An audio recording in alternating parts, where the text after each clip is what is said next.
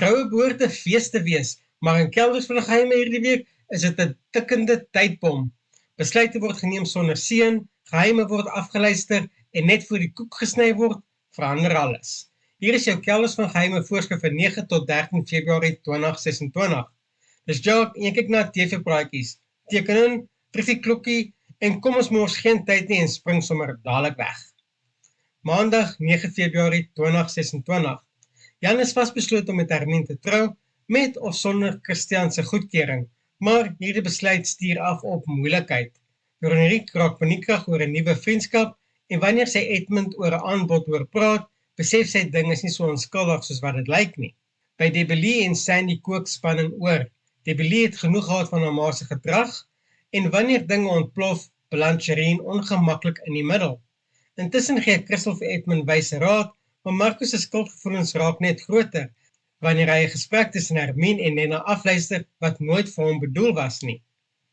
Dinsdag 10 Februarie 2026. Die gaste begin opdag vir Jan en Hermien se groot dag, maar nie almal wat opdag is genooi nie. Junior moet delf in die terme en voorwaardes van iets wat groter implikasies het as wat hy besef. Annette en Octavia staan mekaar vir die eerste keer in die oë na Annette die waarheid ontdek het en die spanning is tasbaar.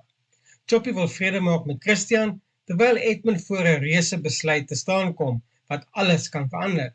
Nena probeer orde hou met 'n kombuistee, maar Debbie Lee maak dit alles behalwe maklik. Woensdag 11 Februarie 2026. Annette hou nie terug nie en sê haar sê teenoor Octavia. Choppy probeer steeds vrede maak met Christian, maar begin besef dat daar iets ernstig fout is tussen Debbie Lee en Sandy. Dan slaan die aand se maskerbal 'n donker toon aan wanneer Christian onverwags opdaag en vir Jan iets gee waarvoor hy glad nie gereed was nie. Donderdag 12 Februarie 2026. Dis Vrouedag. Hermien word voorberei deur Brenda en Annette, maar Jan sit sonder 'n strooijonker en sonder sekerheid.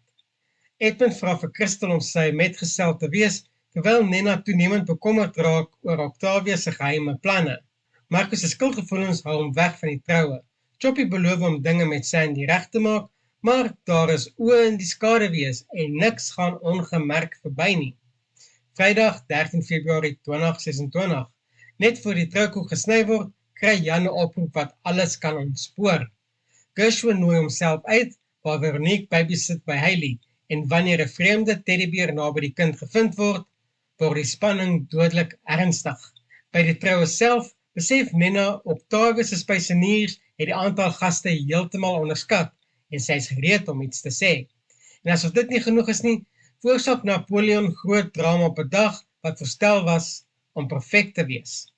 'n Troue, 'n oproep, 'n teddybeer en geheime wat nie langer kan wegkruip nie. Wat wag vir Jan en Hermien en wie se planne gaan uiteindelik ontbloot word? Moenie kelders van geheime hierdie week misloop nie en onthou om te like, subscribe en saam met my te spekuleer.